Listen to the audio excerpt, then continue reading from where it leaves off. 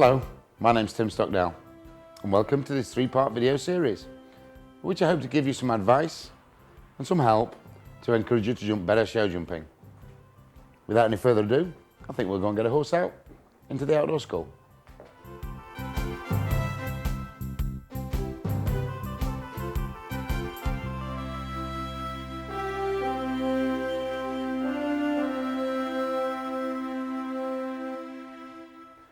Okay, before we start jumping, it's vitally important that I just go through the horse that we're going to use today, or one of the horses we're going to use today, and go through his tack.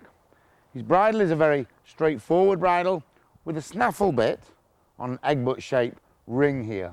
You'll notice we're riding in a flash noseband, but it is not tight. It's not going to be restrictive. The reason why we're doing that is a young horse and he's still teething. And by having that flash noseband, it helps keep us a more constant contact, and it stops him being so messy in his bridle. We have a running martingale on him. We have the running martingales on our young horses purely and simply because it helps if they try and evade or if they try and get a little bit upside down in their bridle. If they're working correctly and in the right shape, you see it doesn't actually come into contact. A little bit like a safety belt on a car. You put the safety belt on in case you have a crash, not because you're going to do. Good boy.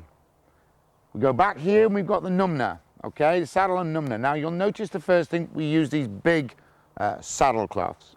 The reason why I like these saddle cloths is because we can actually put the number for our competitions, affix it to the numner there, and as a result of which we don't have to have messy strings around. We don't have to have tight strings around, which at the end of the day you can't get off, or indeed look very messy.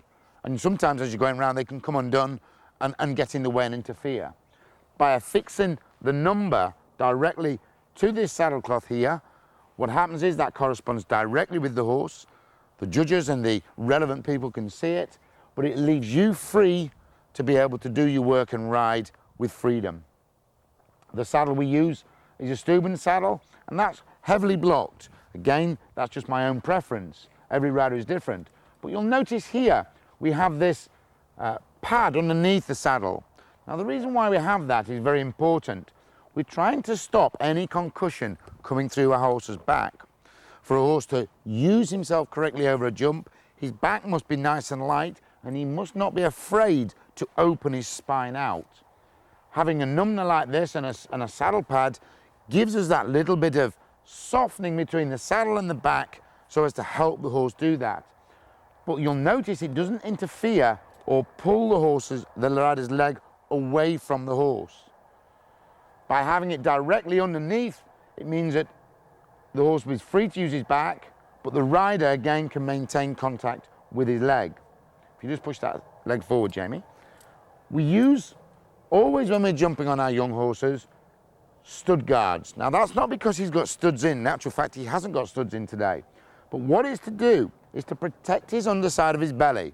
We want him to be quick and snap up in front.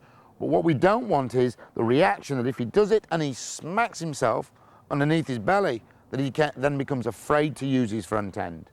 By having this stud guard on, it's got a little bit of leather coming up here. It protects the underside of his belly from any concussion that might occur from his front legs. So it's quite good for training purposes because, like I say, it stops that happening.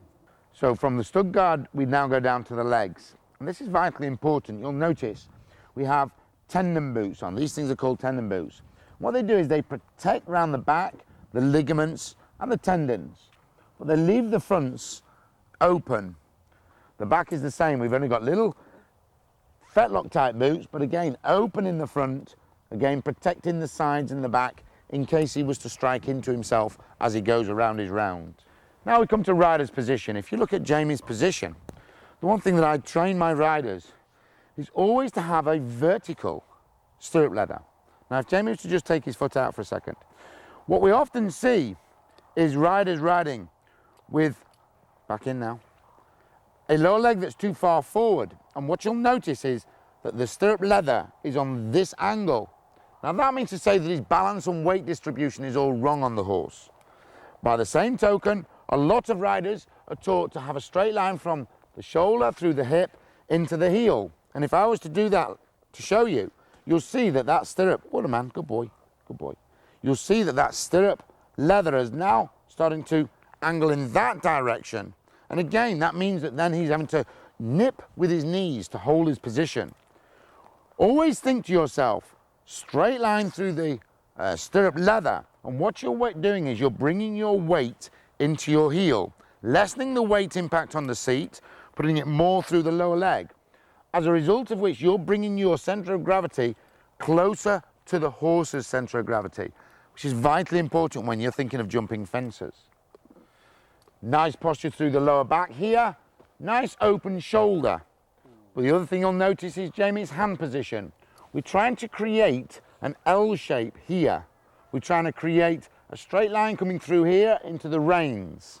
And as a result of that, we're creating a nice constant contact with the horse, and one that can be elastic to give and to take on the requirements of the horse. Vitally important that you don't, what we call, block the top half of your body up, and I'll show you from the front view and the side view by having to straighten arm position. Then lift that up, and straight away this opens the shoulder joints and allows a lot more movement through the arm position. The hands should not be a fist, so as then you are creating tension. Oh, sweetheart, good boy. Tension. But by the same token, sloppy, wet fish type hand position isn't nice for the horse either. A solid hand or positive hand position with a more open fingers, like I've got there, will create the feel that you need to have a nice contact with your horse. That is your way of communicating with your horse by the contact. So having a nice hand position that is both positive yet not strong, positive but not soft and floppy, positive whereas you can be elastic with your hands, will get your horse to be more relaxed through his head carriage. Oh, and he's getting a little bit anxious to go there. Okay, Jamie, if you'd like to have a little walk off, thank you.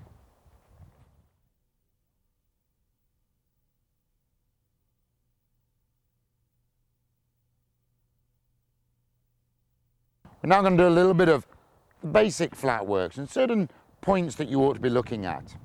We're looking at a horse walking along here, and what you'll see is how Jamie is asking him to flex very gently through the front end. In other words, keeping the front end nice and soft. It's vitally important for a show jumper, good boy Jamie, to be very soft and supple through his head and neck. He's got to use that. Athleticism is the key for our job. When you're walking your horses, just before you're starting to give them any work, just ask them gently to flex left and then right, left and then right. If as a person you were to walk down the street, you'd walk along and go, hello, hi, how are you doing? You would not go along and do, hello, hello, as neither should a horse. And I can nearly guarantee that a lot of you, when you go and ride your horse after seeing this video, will actually go to flex your horse and the whole of his body will move. And that will illustrate how stiff your horse has become. Now we're going to show how the horse should move away from the leg. So Jamie, if you just ask him to just gently move away from your lower leg, good boy, and walk forwards. Good, walk forwards, and the other way. That's good boy, good, and walk forwards, and give him a little pat. Little things like this help your show jumping because it shows that your horse is responsive to your leg. And by asking him to gently move away from the leg, when you go through your turns, you're able to use your leg to support and balance your horse through his turns. It's vitally important that your horse is soft, but also responsive from your leg. Jamie, just give the horse a nice little loose trot for me, please, now. Again, this is not dressage to the point of the purist. What this is for the show jumping job, it's vitally important again that your horses trot balanced, not leaning on your hands, not running into your hand, but trot in a nice balanced and soft fashion. You can see by Jamie's work there that he's not having to work too hard to support the horse. The horse is maintaining his rhythm and his own balance. Little change of rein for me there, please, Jamie. Again, you'll notice from the contact that it's a very light contact, but it's still always there. Good boy. Little change of rein. And obviously changing diagonals on the rein change. Shows again that your horse is balanced on both left and right reins. Vitally important to create a balanced horse. Good. We use rising trot quite a lot because it helps our horses, again, use their backs. Vitally important that our horse is soft and supple through his back. Good boy. The canter should be balanced and even. And what we work a lot on with our younger horses, and indeed our horses are more experienced, is letting the canter, what I call, stay in a cog. And that's vitally important, that the horse is able to maintain his canter without too much assistance from the rider. Too many riders keep telling the horse to keep cantering, keep cantering, keep cantering, keep cantering. And this is wrong. You as a rider are then having to work too hard. But in actual fact, what happens is you make your horses very dull from your leg because it's always kick, kick, kick, kick, kick. Your leg should be there and with the horse, but actually one instruction to canter, and then keep your leg to him and allow him to stay in his own canter. Allow the rhythm to develop, allow the cog to develop.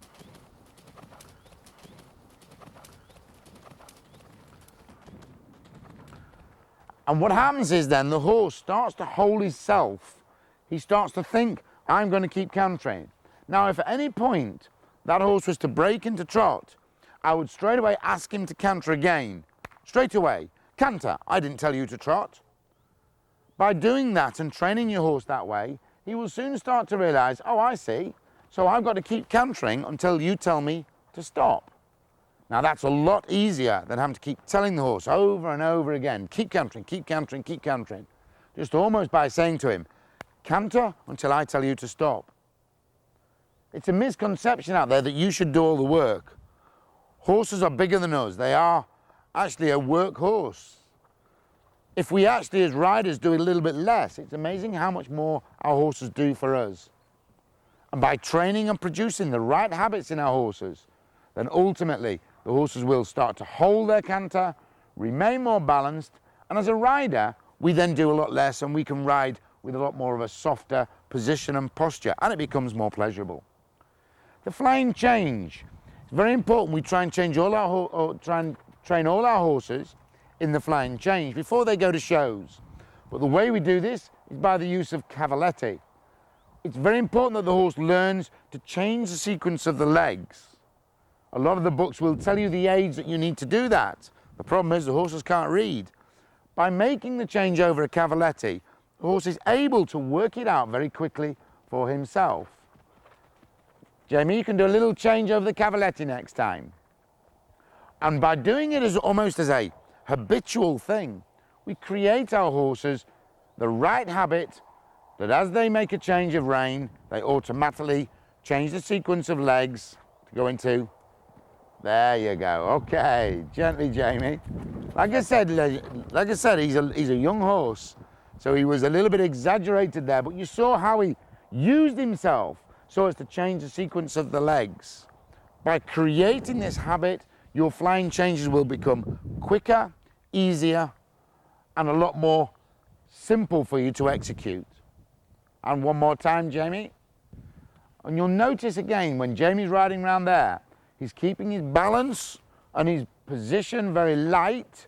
The seat is not working too hard. Again, the horse needs to use his back. So we're going to do a little change, and there. Super. Good, little smashing. It's very easy for the horse to change his legs when obviously he exaggerates the stride so as to change the sequence. Without the use of cavaletti, or indeed a small jump if you haven't got cavaletti, you will find your horse will find it so much easier and more natural to change the sequence.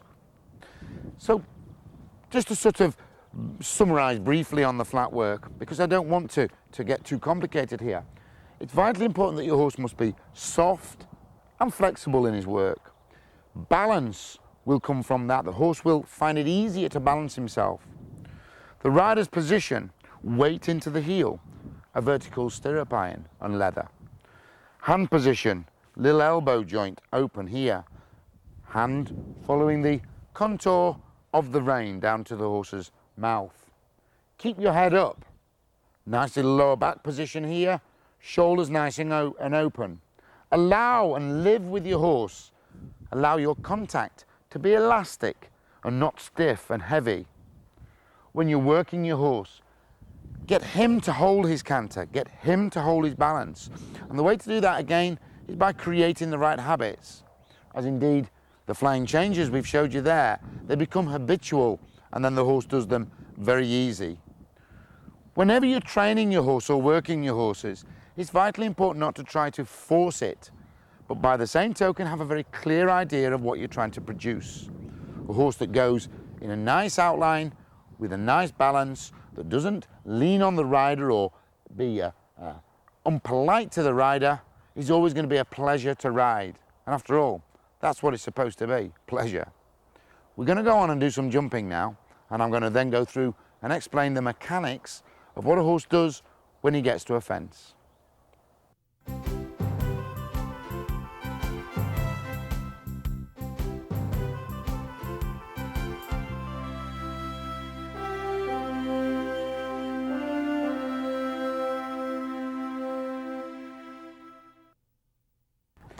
Now we're going to start jumping, and as you'll appreciate, and certainly with a young horse, there's a situation where to actually start the jump, you need to work out a system to be able to get your horse at the jump in the correct place for him to improve.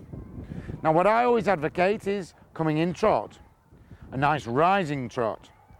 That'll keep you at a pace which is more manageable, and if indeed you've got a young horse, it will help you because you won't be balanced enough in his canter quite yet to jump from. But this is where we come upon our first major obstacle. The trot itself is actually a two-time movement, and what that actually means is that the horse is trotting with a sequence of legs working in pairs, and the problem is they're not even on the same side or the same end. They're actually working in diagonal pairs, which actually means, and if Jamie would come here I'll demonstrate for you, that while the horse is trotting, say good boy, stand sideways on, that's it, good. While the horse is trotting, the movement means that when this leg is off the floor, so is the opposite back leg, and vice versa.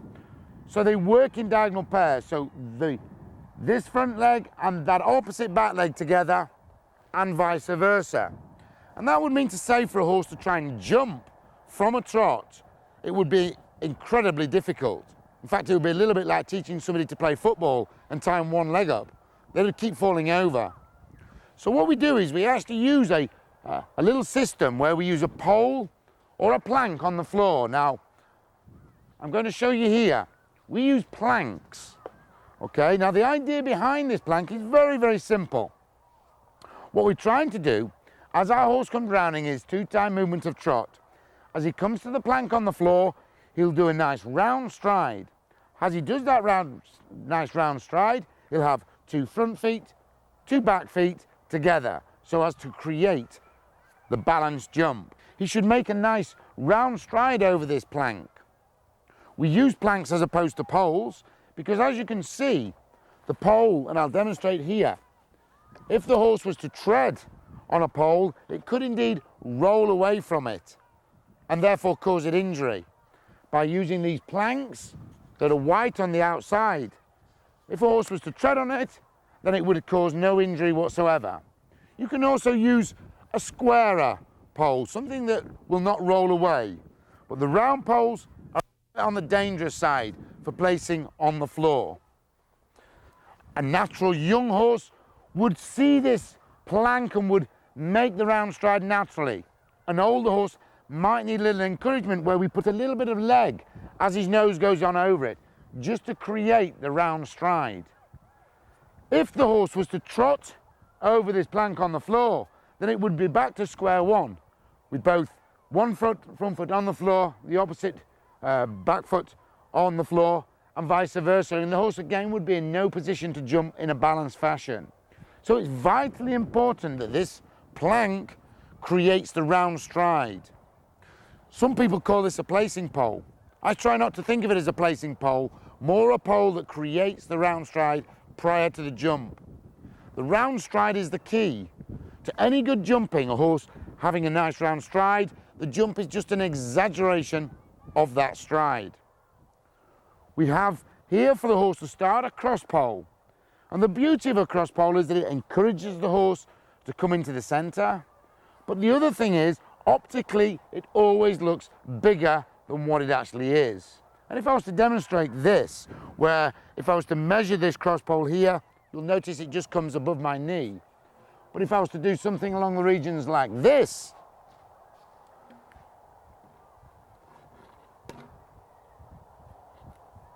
you'll see how that looks a lot bigger to the horse, but actually on measurement, it's more or less the same height. But to a horse, because of the optical look of the fence, he thinks it's bigger. He tries harder. But as he lands, he almost thinks to himself, wow, that was easy. That was a lot easier than I thought it was going to be. You wait till I get back to the stables and tell the others what I've jumped. And as a result, you get a more confident horse. So not only does a cross pole encourage a horse to go to the center, but it optically looks bigger than what it is. So it's a great confidence-giving fence. I prefer to start all my horses off jumping cross poles. We're going to get Jamie to come around now on the right rein. He's going to come in a nice rising trot. You'll see the horse make a nice round stride over the plank on the floor, from which he's got a 2 front feet, 2 back feet position to jump from. And again, we'll see as he lands, he goes away. We'll let him do that a couple of times and let you see how the horse jumps it.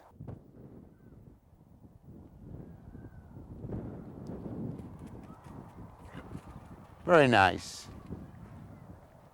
The distance from the plank to the pole is 2.5 steps, yards if you like, or indeed 2.3 meters away from the cross pole. For canter, we would roll it out a little bit further, but for trot, that's a perfect position to have the plank in relation to the cross pole. You'll notice Jamie's position here, nice and soft with his hands, a little squeeze, and a nice soft jump. Very good. You saw there the deliberate way the horse rounded over the pole on the floor and then was able to be in the right position to jump the fence. We're now going to put another plank on the floor. And what I'm going to do is I've put this one 3.5 steps, which is approximately 3 meters away from the fence. And what this is here to do is to encourage our horse to use his shape. What will actually happen is this: as the horse comes to the fence and goes to take off, it will look down at the pole on the floor. And by doing that, it will create that nice round curly shape as it jumps the fence. This is called the bascule. It's actually a French word that means to curl. But what it is very important for is it creates the technique for the horse to jump the fence. The horse finds this very easy to do. Because of the design structure of the horse, basically all he has to do is lift his shoulder, lower his head and neck, and he curls nicely around the fence. This is particularly effective with a really young horse because they will dramatically look down. And again, what this is doing is creating the right habits for the horse to jump a fence. Indeed, we've all done things like skiing or roller skating or indeed ice skating. And what you'll learn when you start to learn these skills, it is really important that you learn the correct technique. And horse jumping or show jumping is no different if you instill this from a very early age, from the ultimately start of their jumping career. The horses will always jump in the correct way. Show jumping and indeed riding is all about a horse working with riders. But ultimately, if you produce the right habits in your horses, they will do it automatically, subconsciously, without even thinking about it.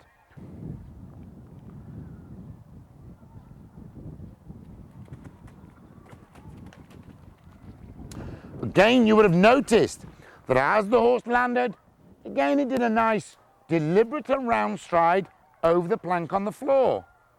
This is again not an accident. I mentioned earlier on that the round stride is the key. This again produces a nice deliberate round stride in there. So we'll see that again. The horse round stride over the first plank, exaggerated stride over the jump, nice ride over the second, a nice round stride over the second plank. Very nice, very good, super, and a little pat. Good. What I've done now is I've added a second part. We've created one non-jumping stride in the center. And certain key areas I want you to think about is that the average horse's stride at canter is 12 feet. 12 feet, that is 3.65 meters. That's the average horse's stride when he's jumping. For a non-jumping stride in the center there, because he's coming in trot, we made it a little bit shorter than the 24 feet regulation. We made it about 21 feet. Bearing in mind we allow half stride for landing and half a stride for takeoff, because he's coming in slightly softer at the trot. And it's also very important that as he's coming out, he's a little bit deeper to the fence, a little bit closer to the fence than normal. And I'll explain that a little bit. The reason why we need that is because, Jamie, if you could come here, please. What we've actually got here, what this horse is designed to do, if you could just turn around for me, Jamie, please. This horse that Jamie sat on here is a perfectly designed grass and leaf eating galloping machine. Its engine is at the rear of it. The whole of its body is in front of its engine. Its method of propulsion is via these legs. It was basically designed to graze and to gallop. The problem is the way that it moves is by pushing itself forwards. But indeed for a jump, we need the horse to be going upwards. And if we think about how a horse is designed as a galloping creature to as a creature that was designed to jump, and there are quite a few out there. The rabbit is one, but probably the best one that I can think of is a kangaroo. And if you think how a kangaroo is designed, he's got a very thin shoulders, little head, little small arms. It then broadens down to a very bulky lower half of the body. But then we've got the key area here. The legs are shaped, as opposed to our horse with his rather straight leg, more into a Z-shaped effect. And because of muscle and tendons and ligaments working in opposition, it creates a spring. Now his weight is directly above his engine, and his method of propulsion is spring-like in not only shape but also effect. So when that kangaroo produces spasm down into his muscle and his ligaments and his tendons, which create a movement, because his weight is above his engine, it produces something like this. To gain momentum, what actually happens is the kangaroo tilts his body. So you get a situation where he does that, he tilts, he does that. So in fact, what we've got is, by a jumping creature and our galloping creature here, what we really want to do to create a jumping creature out of this horse is to actually be able to pick it up and put it onto its bottom. And in fact, that's what happens when a horse jumps a fence. What he actually does, thank you, Jamie, when it gets there, is it does the nice round stride. It should then pat the floor with the front feet, but then it should make a little movement backwards, where it then comes to sit onto its hocks, again thinking of the kangaroo effect. By doing so, its engine then is directly below the rest of its body weight, where it can push itself upwards. So it goes in, back, up, forwards, in, back, up, and then forwards. And this is the critical area, because we've got to allow our horse the time to develop the front end, come back, and so as to put the weight over the top of the hocks and the back legs. If you ride your horse with too much pace, with too much speed, the horse will, what we call, jump off the front foot, where he'll jump through the front of his bridle, and in actual fact will land stronger and more running than what he took off from. It's vitally important that when you're training your horses, you're giving them the time to what we call prop, which is that movement there where they go in, back, up, and then the last movement is forwards, where they're able to use their body in the bascule so they then land softer and more steeply. As a rider, this is again vitally important. Too many riders out there are told to go forward into the jumping position. I'll do that again. Forward into the jumping position, and you can see what happens with my body weight. It's thrown forwards. Yet we've just discussed how the horse should come back onto his hocks. And this is in direct contradiction by moving your body forward but the horse is coming back to the way that the movement should be. What I'd like riders to think about when they're coming to fence, and I'll try and explain, is as they come into the fence, the jumping position should be from here, where you release the seat. And by releasing the seat and keeping your head up, you see my jumping position there.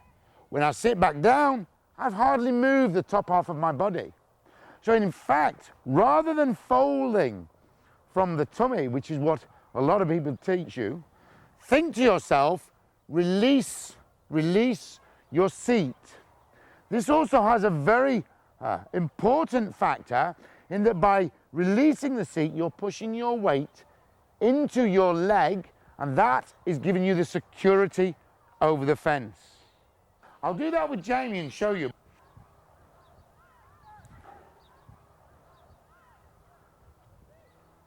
Okay, a little squeeze.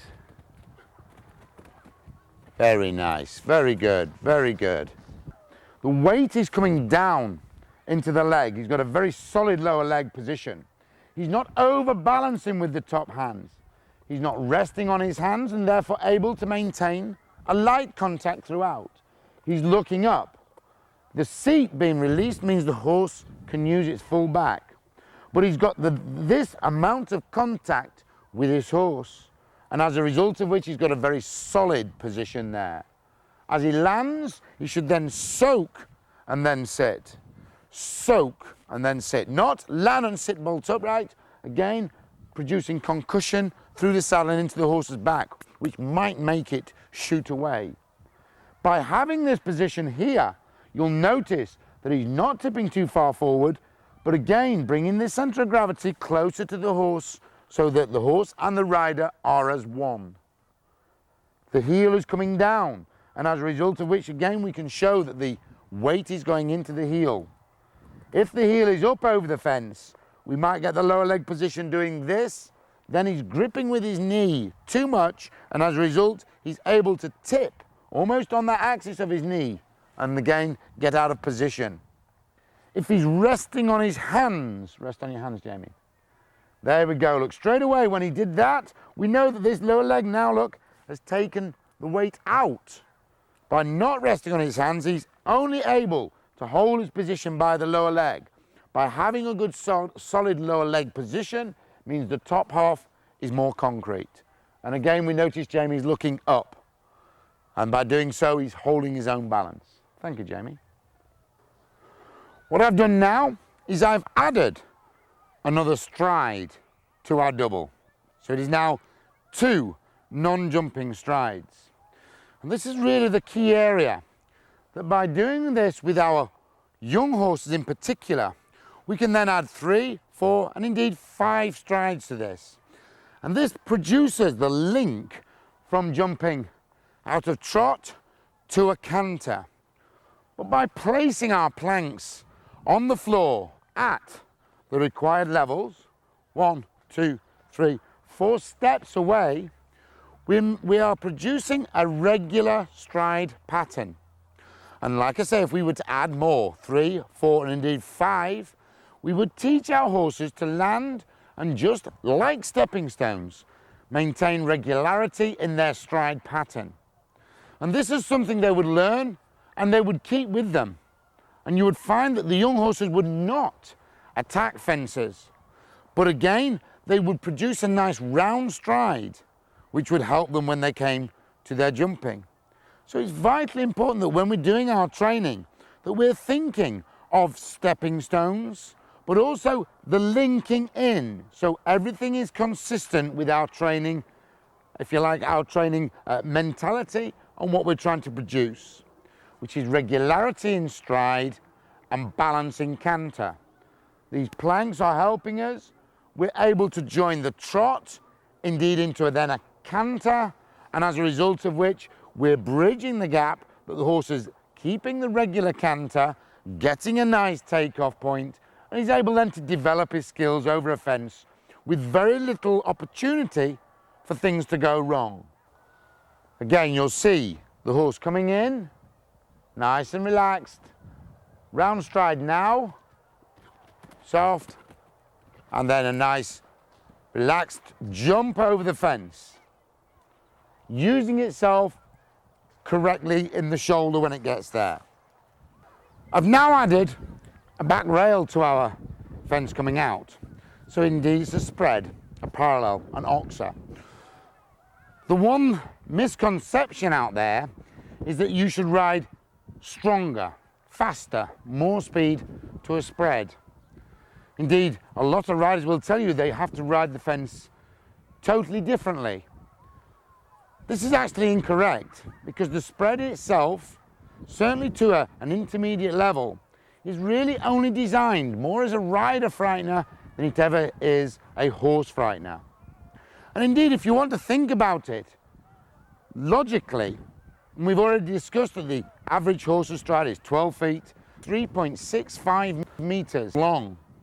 A fence of this width, which is approximately only 3 feet, a quarter of a horse's stride, is probably the equivalent of a puddle that we might gently step over. In fact, if you wanted to put it into human terms, that fence there is the equivalent of a 9-inch puddle. And we wouldn't have a run-up for that, would we?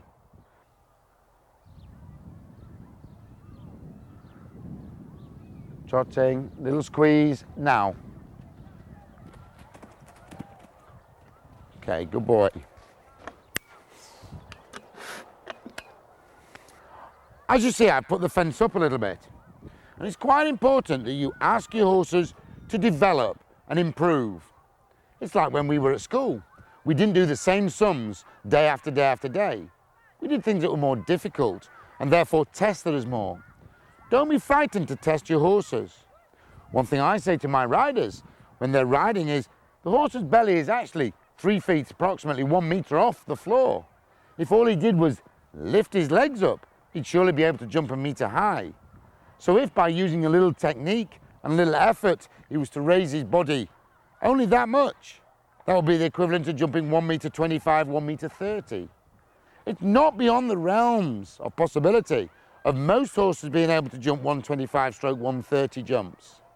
And certainly I feel that we get as riders a little bit into a height culture where we're frightened of certain heights.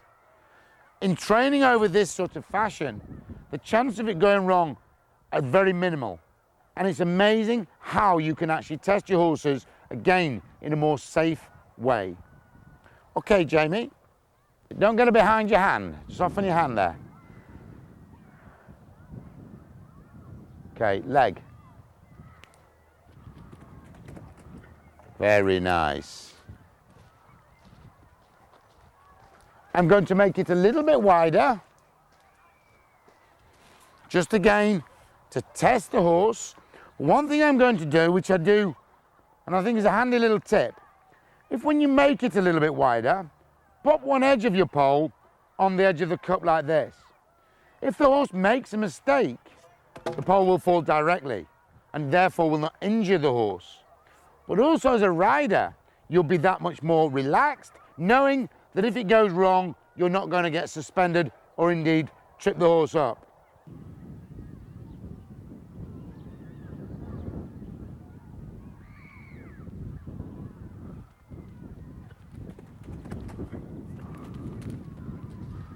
Very good.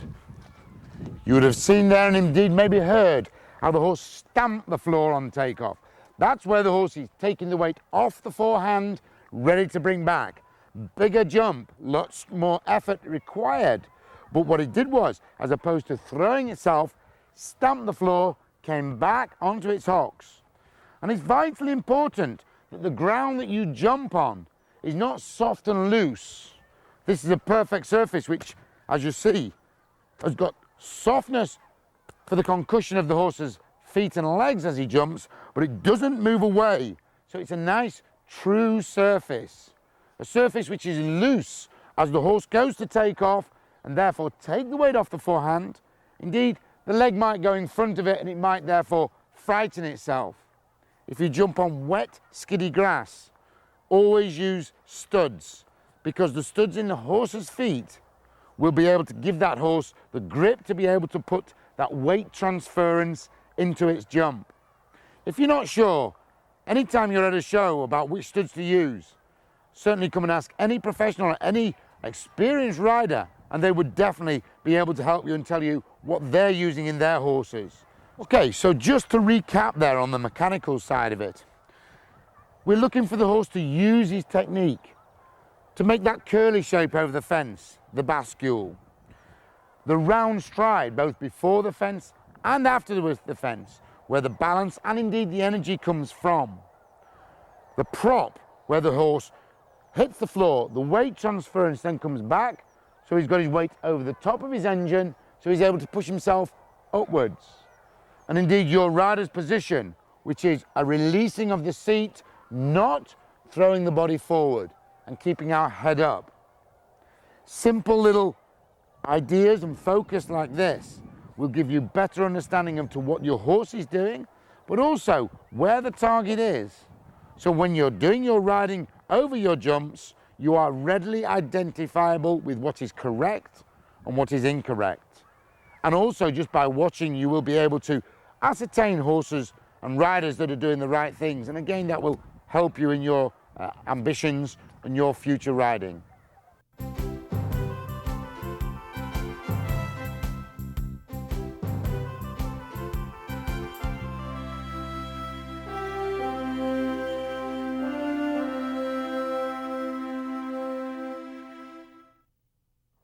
What I'm going to do now is I'm actually going to go and show you how we approach our fence at canter.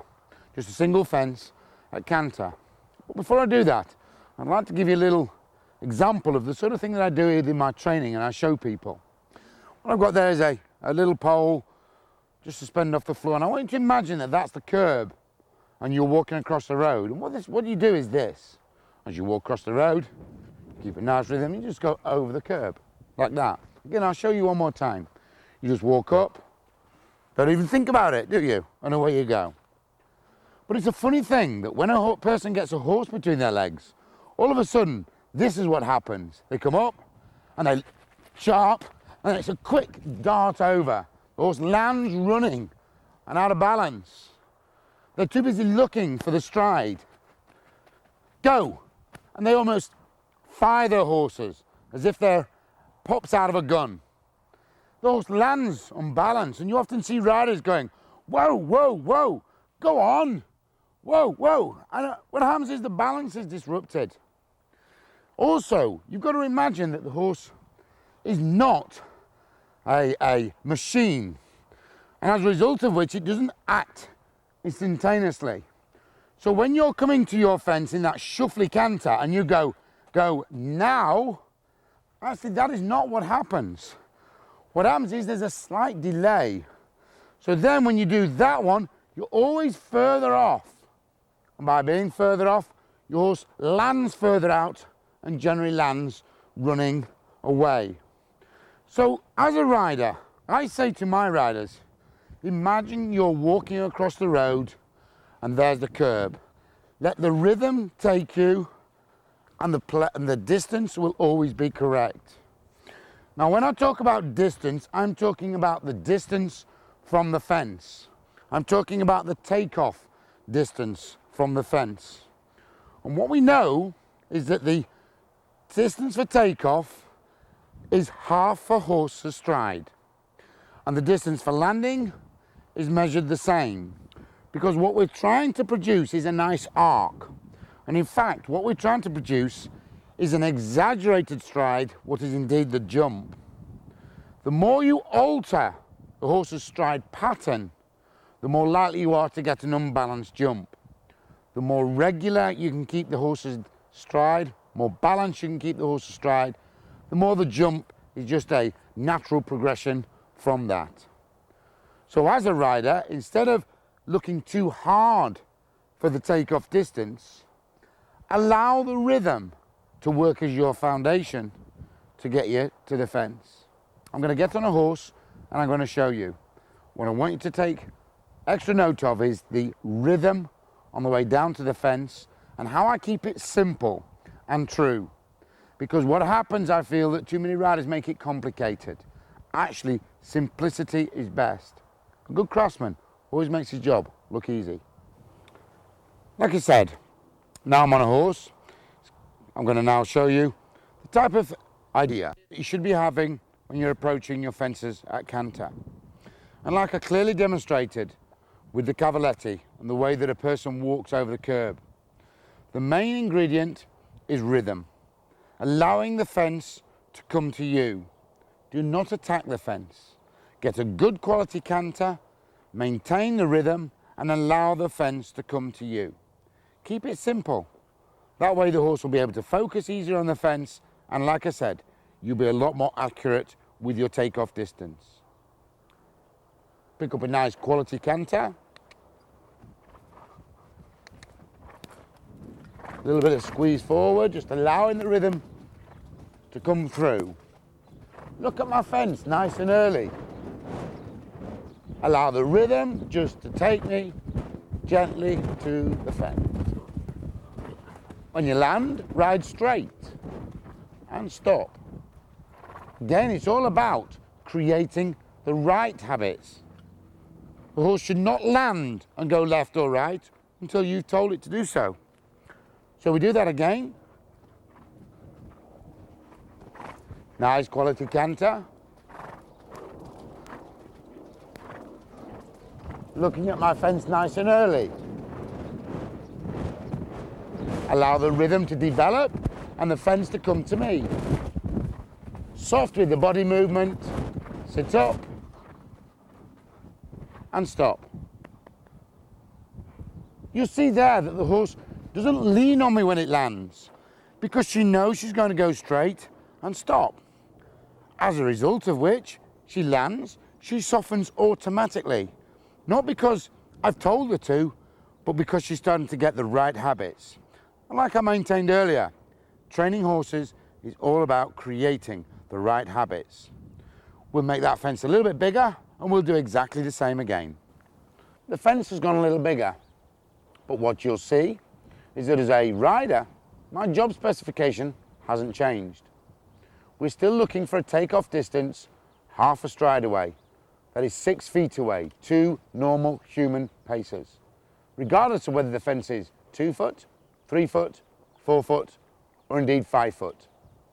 So with regards to the height of the fence, that's nothing to do with me. That's down to the horse and his ability to jump it. My job spec is exactly the same. So therefore the rhythm is the same, the balance is the same, and the simplicity of the approach is again the same. I'm going to come on the left rein this time, just again to change and alternate so the horse doesn't get one-sided.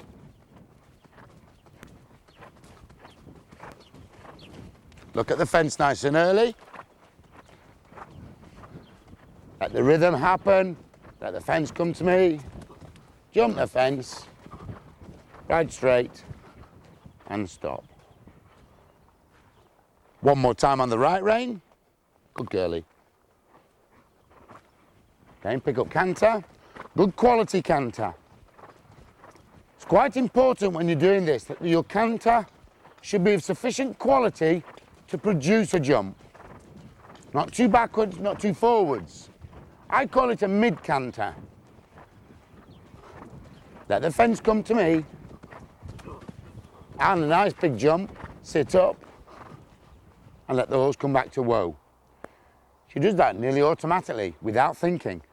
Again, correct habits, right habits. Pay particular attention to my body with regards to the approach to the fence. My body stays still, soft, sit up, I'm waiting. You'll notice there that as I jump my fence, that I kept my balance. But one of the key areas, and one of the things you've got to remember, is to keep the contact. It's a fallacy when riders talk about releasing over the fence. By doing so, what actually happens is you throw your hands forward, and that in turn produces an imbalance in the body. You should keep your contact, albeit very light, through the jump. This is where the bit of the elbow coming in, which we talked about earlier, keeping the L shape, means that we're able to keep the contact, albeit very light, but very elastic. And you'll see here, even while the horse has just stood there, that I'm able to keep a very elastic contact and very light contact all the time. That's the main way of communicating with your horse. So it would be silly to throw it away. But you mustn't become stiff. You mustn't become heavy. You mustn't become hard. The balance must be maintained through the lower leg positioning. Maintain the contact in a light hand with the elbow here, keeping your head up. These are the key areas to a good show jumping position. And again, like I said earlier, keeping the approach simple but true, level and even, and allowing the horse to jump the fence. Simplicity often produces the best results. Good girl.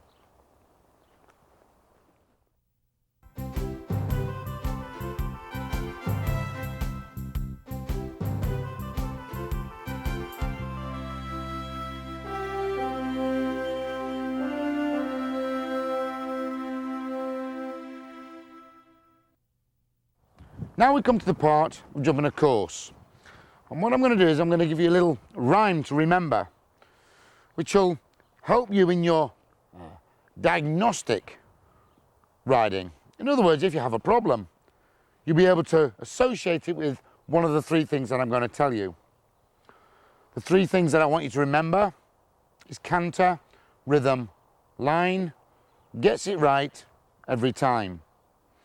And what I mean by that is very simple. We talk about a canter, a nice quality canter. Not too fast, not too slow, not too long, not too short. Kept in balance, like we discussed earlier on the video. Rhythm. You must thread your whole of your courses around the rhythm theory, maintaining the rhythm. We've already discussed about how that helps you be more accurate and how it helps the horse be more balanced. So your good quality canter and maintaining a rhythm.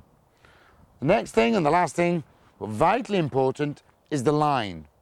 And what a lot of people do wrong is they make very sharp and angular turns. Always try to remember your horse hasn't got a hinge in the middle. He can't turn on a sixpence. And if he does, he has to shorten his stride to do so. So therefore, you lose your rhythm. So all your lines want to be smooth but direct, and that doesn't always mean straight. I'm going to jump a course, and we're going to jump from the black and white vertical through to the red oxer. That's on what we call a dog leg. What we mustn't do is make an angular and sharp turn in there. Make it nice and smooth. By doing so, we're able to maintain our stride pattern, and therefore we don't lose our rhythm. So just remember the three ingredients: canter, rhythm, line. Gets it right every time. Working a little bit ahead, always looking where we're going at the next fence. One's a black and white. You're looking to try and make a nice smooth turn, not too acute. Keep the rhythm. There we go. First fence, second fence. One.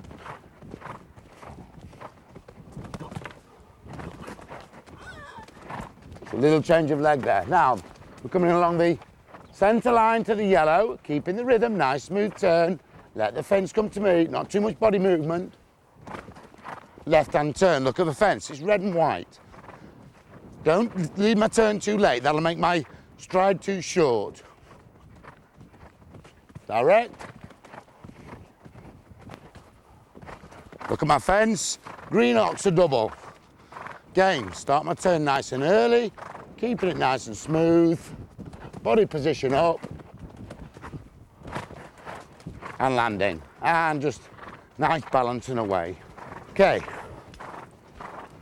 look for my fence, black and white, number one. Nice smooth turn, keep my rhythm, don't fiddle, let the fence come to me. There it is, 1.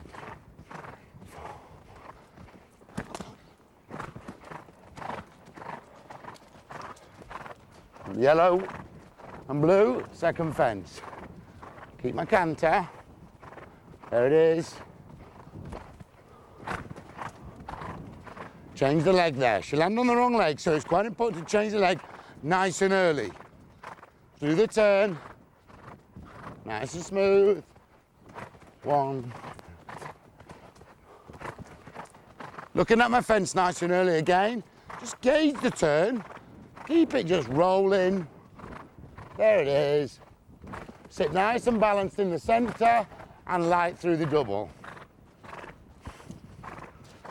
So basically you saw there with my walking, good girl, with the way that I executed that course, my main priorities were keeping a cog, keeping rhythm. But you'll also notice that I was always focusing directly on the next fence as soon as I took off the previous fence, being prepared a little earlier. The turns were very smooth, so as being able to maintain the rhythm through the turns. I kept my instructions simple, and as a result of which, the horse was starting to look where the next fence is. Good girl. Keeping it simple, ultimately, reaps the rewards. Don't forget, canter, rhythm, line, gets it right every time.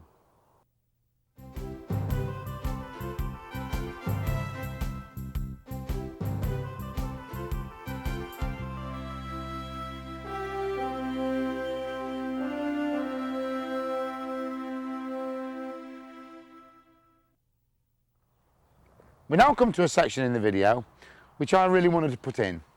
Wherever I go around the country doing my training clinics and lecture demonstrations, people always come up to me with problems. And there's 3 or 4 major ones and the 3 or 4 common ones. So what I thought I'd do was, at the end of every video, that I will put a troubleshooting section to try and help you with maybe 1 or 2 of the most common ones. With us to help me this, my friend Sophie, who doesn't normally ride like you're going to see her ride, but she's doing it basically just to demonstrate exactly 1 or 2 of the problems that you might have at home. This is a horse that rushes a fence. In other words, a lot of people would say, yes, but my horse, he attacks the fence. The first thing that I wish to point out is that a horse wouldn't do this naturally or normally. A horse does not attack things. A dog or a lion attacks, but a horse is normally a creature of running away from things, fleet of foot. It runs away from things. So for a horse to totally get the wrong end of the stick, normally it's required rider intervention. But then still comes a point where we need to retrain that horse, and indeed sometimes the rider as well. What we're going to do now, we're going to see Sophie just jump this fence, and Sophie, if you just allow the horse and gain, as if the horse is running away with you, you'll see the size of the canter straight away. Now that's an all too common sight. Horse and rider attacking the fence, standing off a long way and landing a long way out. What's often happening is in that situation, very good Sophie, the horse is not listening to the rider, it's only just seeing the fence and attacking, because that's where it's being taught. To try and change this, what we're going to do is a little bit of an adaptation of the thing you saw earlier on the video with the poles on the floor. But these are here to now regulate the stride. If indeed the horse wants to rush, the poles are all going to be in the wrong place for it. Again, you'll notice that I'm using square poles.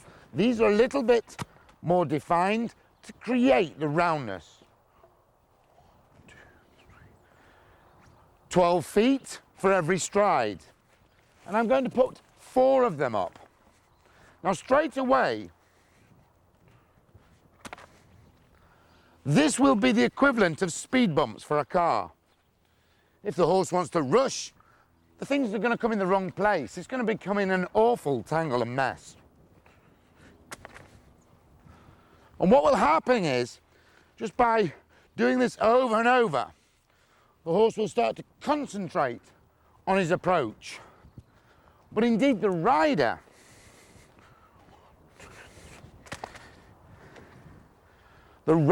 will start to concentrate on the approach.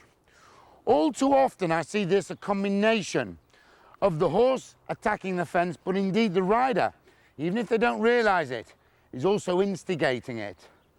By putting this type of grid up, or this exercise up, we're going to see the horse become more regular in his stride pattern. Okay, Sophie.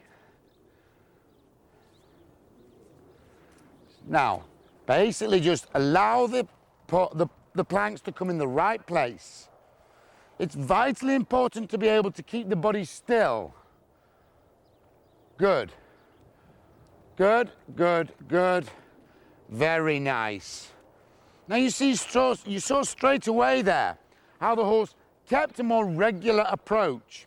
Imagine the horse has gone like that for a long time. He would have found that difficult. But what it does is it clearly identifies where the horse is rushing to the fence, so as to be able to give the rider a better opportunity to be able to shorten it up. Okay, Sophie, one more time, please. When Sophie's done it this time, then I'm going to do something which will again try and start to work backwards. Obviously, we can't have something like this in the ring, but what we can do is retrain by habit the way the horse goes. So watch closely. Okay, little bit of a mistake at the first one, but not a problem. Now what I'm going to do now is, I'm going to take that pole out. Okay, Sophie. So what we're doing is we're regulating the first three, but the last one is left to the horse's own devices. Okay, Sophie.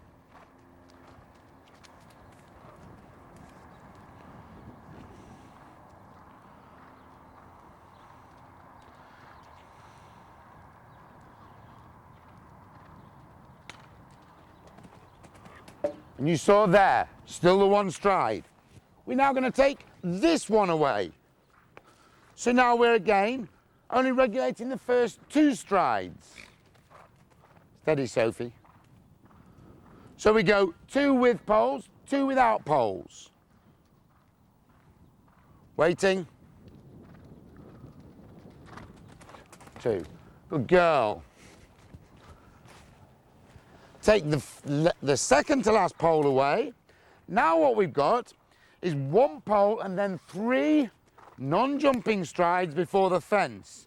And at this point I would get my rider to actually shout out the strides. Shout out the strides, Sophie. Marker 3. 1, 2, 3, 4. Okay, now what Sophie did there was a very common mistake. She actually counted the first landing instead of the first stride. If you could do that again, please, Sophie. This time count the strides. That's quite important that you actually are able to feel the stride. What it also does is it takes the rider's attention off the fence, more onto... 1, 2, 3. Good. More onto the approach. Where riders go wrong is that they are so busy looking for the fence and to try and jump the fence that they'll accept any type of approach as long as they jump the fence clear. What my argument is, the better the approach, the more chance your horse has got of jumping the fence clear. And an exercise like that, you start to tip the balance on the rider thinking of the approach and the horse not attacking the fence. Now what I've showed you there is a very condensed version. But what I would do with a horse that rushed, I would jump for the first week every time with poles on the floor prior to the fence. As a result of which it starts to get into the habit of keeping the stride pattern regular. And then, like I say, you withdraw all the poles except the last one. And then what you do is you get the rider to count the strides after the pole. And what it does is it takes the emphasis off the jump, more onto the rhythm and the approach.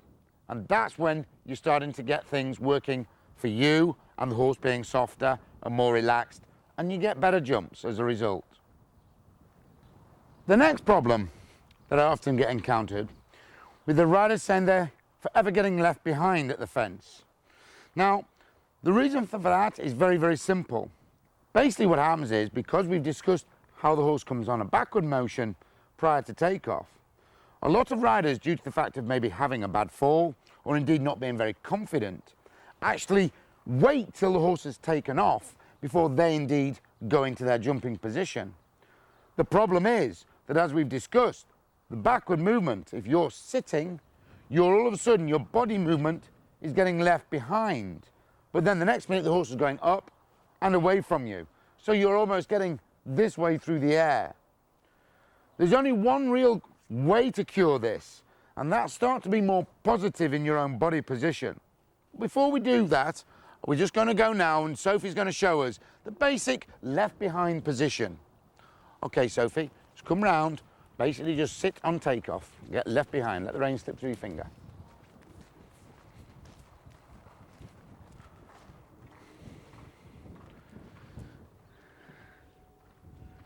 Steady.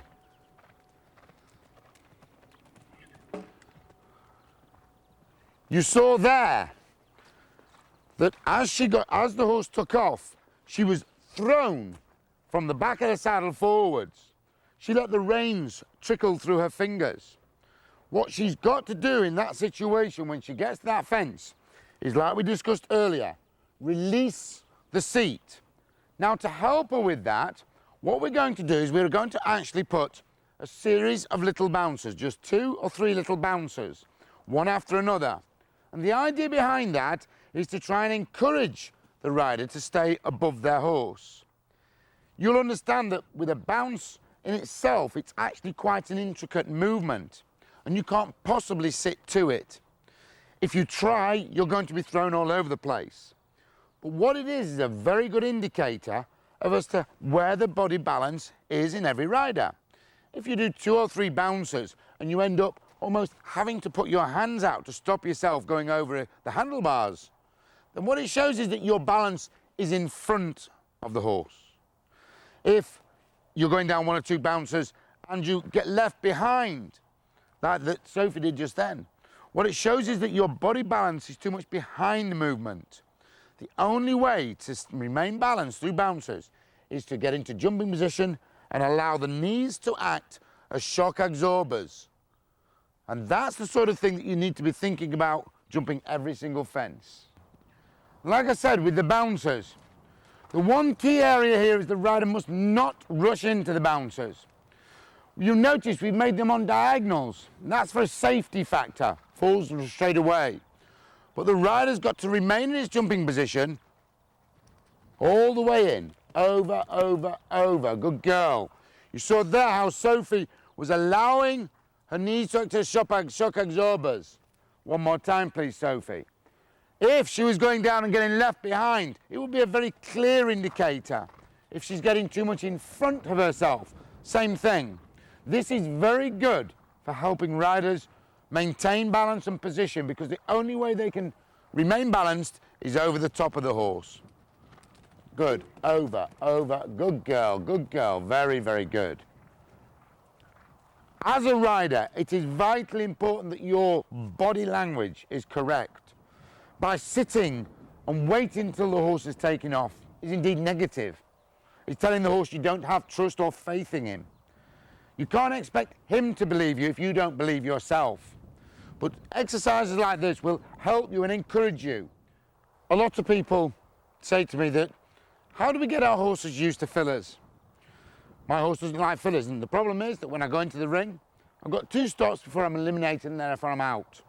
Because he spooks so much at my fillers, I'm riding him very strongly, attackingly to the fence, which you've already said is wrong.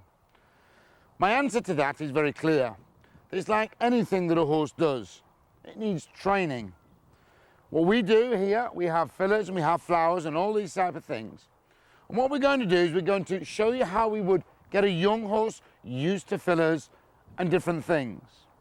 But one little piece of advice, if you haven't got a full set of show jumps, as opposed to going to the show and trying to knock your horse round, as it were, trying to get your horse round at all costs, maybe it's better to hire the arena the day after a show. Start off with the jumps very small and the fillers like we're going to show you now, and get his confidence that way. It's a confidence thing more than a naughty thing. But if you make a big issue out of it, very often it can become a problem. So I'm going to show you how we would get our young horses used to fillers and how we would train them that way. It's a continuous thing, but gradually we keep moving the fillers. This is very common sense, but you'll be amazed how many people try and get the horse over at all costs, rather than just allowing it to see the fillers and then gradually bring them in. Nice and smooth, Sophie, just let the rhythm take you. Super. Good girl, and keep coming. Now, every time the horse jumps it, I'll ease the filler in, but not to the point where the horse will realise. What you find is, before you know it, good girl, very nice.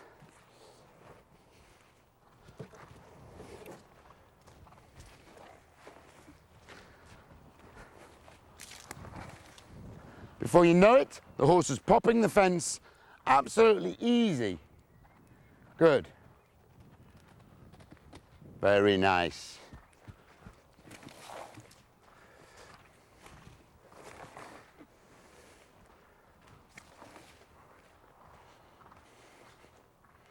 We're making an issue here with the flowers. I like using flowers because they move a little bit and they challenge the horse optically. Good girl, very good.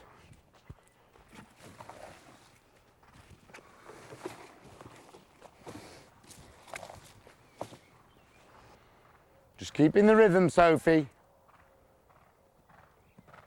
Super, super.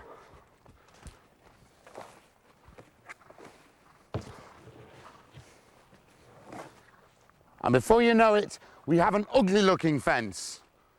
But the horse, because the confidence got, and we've kept the approach nice and similar and consistent. Good girl. You saw there, very brave, wanted to take the fence on. It's really a question of not trying to hit it with big hammers, more like little tap, tap, tap, tap. It's amazing how the horse will start to come with you. The more you try and force the horse, the more likely it is to resist against you. Work with the horse. You are, after all, a partnership. Spend time training and try and focus on the right things rather than the wrong things, and gain his confidence. That's the way to make a good horse, and you a confident rider. In the next of this three-part video series, what I'm aiming to do is to go more into depth with courses, related distances, the basic build and trickery that the course builders might use in their course designing, and trying to take you on again to another level so that you'll be more successful with your show jumping. So until then, look forward to seeing you next time. Good girlie.